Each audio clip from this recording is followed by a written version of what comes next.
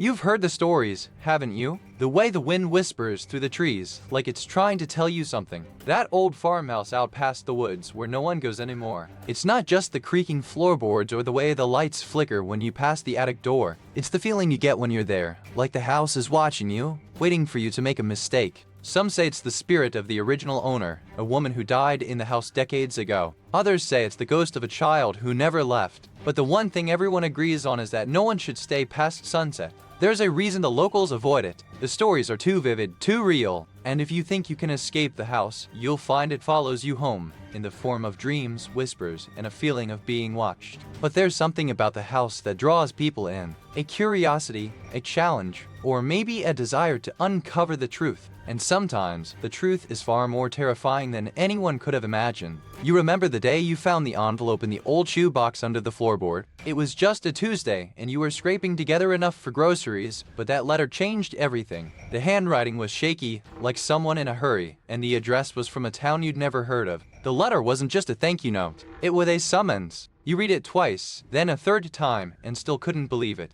The man who had written it, Mr. Langley, was a distant relative you'd never met, but he left you a small inheritance enough to buy a used car and maybe a few things you'd always wanted. You didn't know what to do at first. The thought of leaving your life behind felt like a betrayal. You'd always been the one to stay late at work to help out your sister with her kids, to scrape by with whatever little you had. But now, you had choices, and that scared you more than anything. You started to research Mr. Langley, and that's when the real story began. He hadn't just left you money. He'd left a legacy, a secret, and a clue that led you to a forgotten cabin in the woods. The more you dug, the more you realized that the inheritance wasn't just about wealth, it was about a life you'd never known. You arrived at the cabin with a mix of excitement and fear. It was old, creaky, and filled with memories that weren't yours. But as you explored, you found letters, photos, and a journal that painted a picture of a man who had lived a life of struggle, but also one of quiet triumph. The journal revealed that Mr. Langley had once been a mechanic, just like you. He worked hard, saved every penny, and built something that wasn't just about money. It was about legacy, about leaving something behind for someone else. And now, it was your turn to carry that weight. As you sat there, surrounded by the remnants of a life you'd never known, you realized that this wasn't just about the money, it was about the choices you made,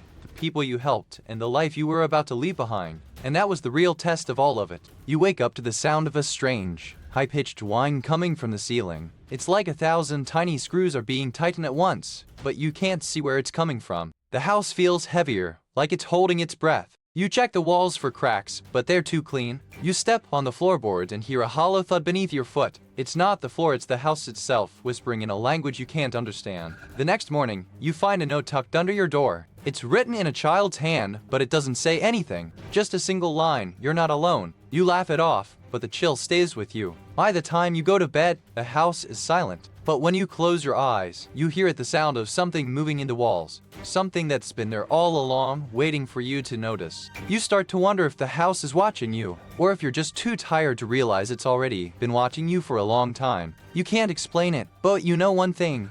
This house isn't just empty. It's waiting for something or someone to come back. You were just about to close the diner when the lights went out. The room went dark, and the only sound was the hum of the fridge. You checked the breaker box, but nothing was wrong. Then the door burst open, and a man in a black trench coat stepped in, eyes wild, holding a knife. He didn't speak. He just stood there, knife in hand, breathing hard. You felt your heart race, your hands trembling as you reached for the phone. But the line was dead. The silence was deafening. Then he spoke. His voice was low, gravelly, like he hadn't spoken in years. "You're not supposed to be here, waitress." You didn't know what to say. All you could do was stare, your breath caught in your throat. He stepped closer, and you could see the scars on his face, like he'd been through something terrible. "You should have stayed in the kitchen," he said. "You don't belong here." The room felt colder, the air thick with dread. He raised the knife, and for a moment, you thought he might strike. But then he turned and walked out, leaving you alone in the dark. The door slammed again, and the lights flickered back on, leaving you breathless and terrified.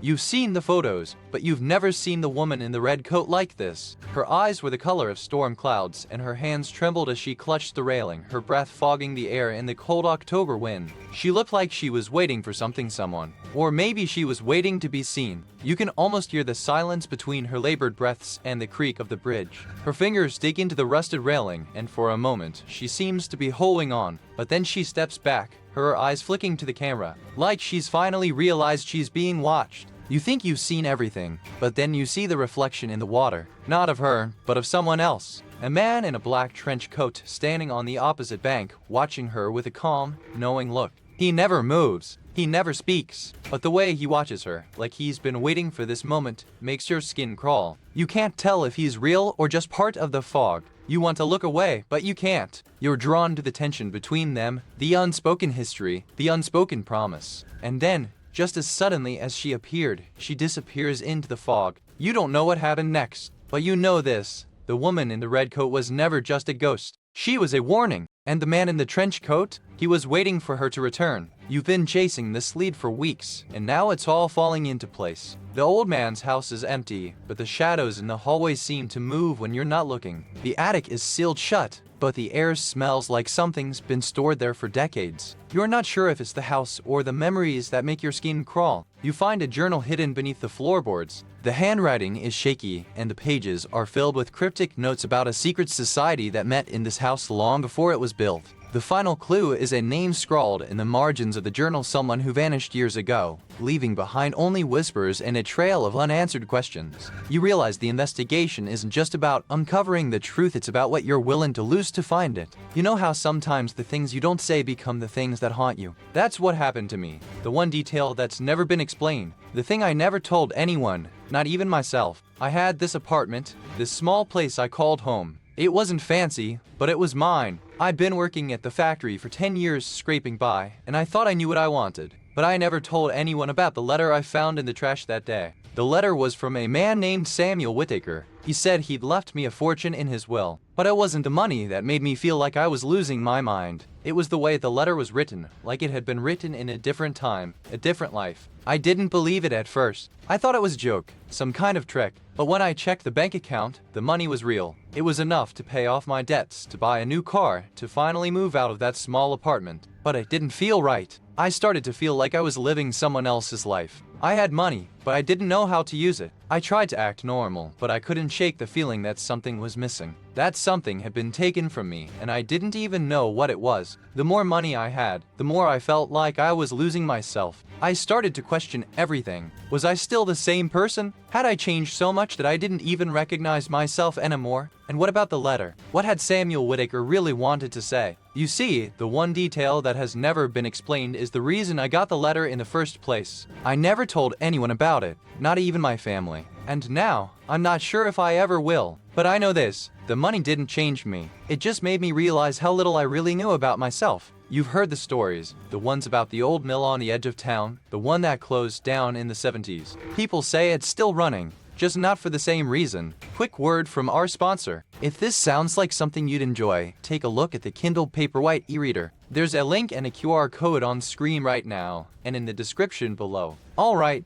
back to it. Some say the mill was cursed when a factory owner died in a mysterious accident. Others say he was just greedy, trying to cut corners on safety. Either way, the place went quiet. The stories don't stop there. Some say the mill is haunted by the ghost of the factory owner, still angry about the way he was treated. Others say it's just a place where people disappear, and no one ever finds them. It's not just the mill, either. There's the old house on the hill, the one that burned down in the 80s. People say the fire was no accident. Some say it was a curse, others say it was a cover-up. And then there's the old library, the one that closed down after the librarian disappeared. Some say she was taken by the books. Others say she just left, but no one has seen her since. These are just the stories, the ones that people tell when they're trying to scare each other, or when they're trying to explain something they don't understand. But they all have one thing in common. They're real, and that's why we're here. To listen, to learn, and to remember. Because the past is never really gone. It just waits in the shadows for someone to look. You've heard the name, but no one's ever seen the face.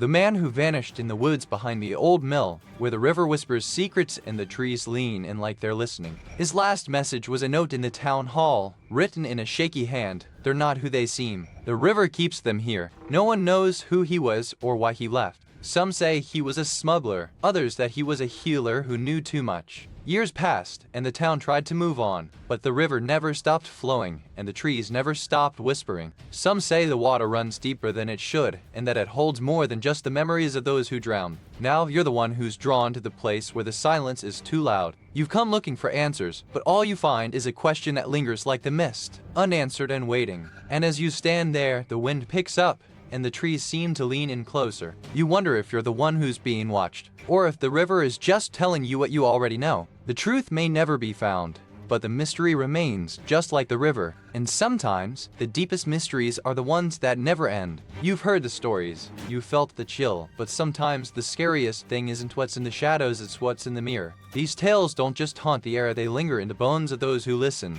long after the fire has gone out. And yet, for all the ghosts we chase, sometimes the greatest mystery is the one we carry within. So, when the story ends, remember sometimes the real horror isn't in the tale, but in the silence that follows. Now, let's turn the page. The next story is waiting just like the ghosts that haunt our dreams. You've heard of the Priory of Sion, haven't you? A place where history and mystery twist like a serpent in the dark. It's not just a building, it's a whisper in the wind, a sigh in the stones. Nestled in the hills of France, it's said to be older than the hills themselves. Some call it a sanctuary, others a prison for secrets that refuse to stay buried. The locals speak of it in hushed tones. They say the air there is heavy, not with the weight of the world, but with the weight of time that refuses to let go. Some say the priory was built to protect a truth too dangerous to be known. Others say it was built to hide a truth that was already too late, and now it stands abandoned, a relic of the past, but the past never truly leaves. It lingers in the silence, in the wind, in the eyes of those who dare to look too closely. You know, the Priory of Sion wasn't always a place of shadows. It started in the 12th century, when a group of knights and scholars sought refuge from the chaos of the Crusades. They gathered in the hills of France, building a sanctuary that would become more than a fortress. It became a symbol of knowledge and faith.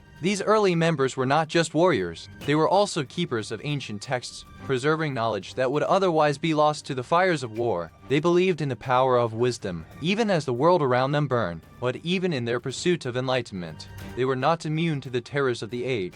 The priory faced betrayal, internal strife, and the ever-present threat of the church, which saw their knowledge as dangerous heresy. Still, the priory endured, evolving through centuries of conflict and change. It became a place where secrets were buried as deeply as the earth and where the echoes of its past lingered in every stone and shadow. You know how sometimes the air just feels different, like it's holding its breath? That's what it was like at the Priory of Sion the morning they found the first body. Quiet, too quiet, as if the stones themselves were holding their breath. The caretaker had been there for years, but that morning, he swore the floorboards creaked like they had never been walked on before. He said it was like the house was trying to tell him something, but he didn't know how. The first time the caretaker heard it, it was a whisper, like wind through broken glass. He thought it was just the wind, but the next night, he heard it again. This time, it was a name he didn't recognize, but one that felt like it had always belonged there. He tried to tell the villagers, but they just laughed. They said it was the old stories, the legends of the place. But deep down, he knew it wasn't just a story. Something was wrong, and it was waiting for someone to listen.